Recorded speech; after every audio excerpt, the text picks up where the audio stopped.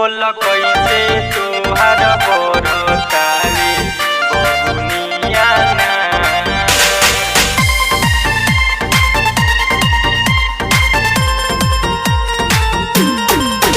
बोल कैसे तोहार बरतावे बबुनिया ना।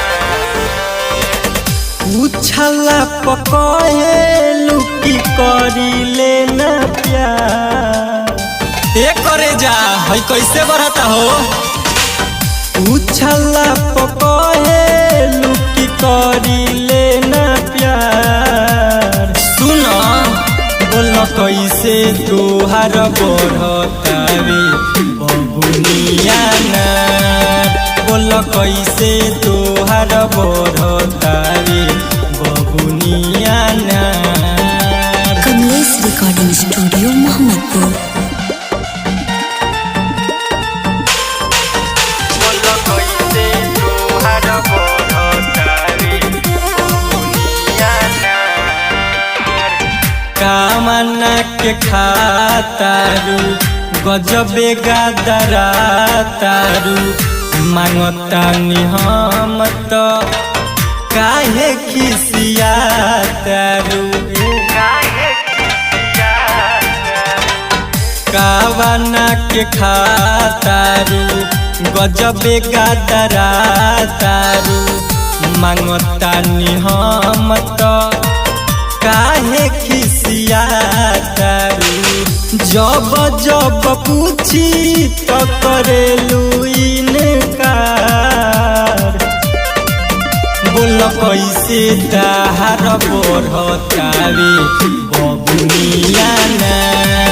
बोल कैसे तोहार बढ़तावे बबुनिया ना। Kamlesh recording studio Mohammadpur.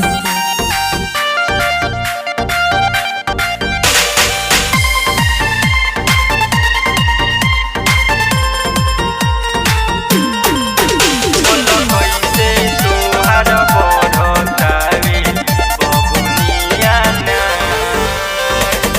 अजसवा के शौक होता ढोरी में तोरा ढक होता दिन दिन बढ़तावे साइज अलबत होता। अजसवा के शौक होता ढोरी में तोरा ढक होता दिन दिन बढ़ताटे साइज अलबत होता। देखी देखी तोहारा के हो जाला बोखार बोल कैसे तोहार बढ़तावे बबुनिया ना। बोल कैसे तोहार बढ़तावे बबुनिया ना। Kamlesh recording studio Mohammadpur. बोल कैसे तोहार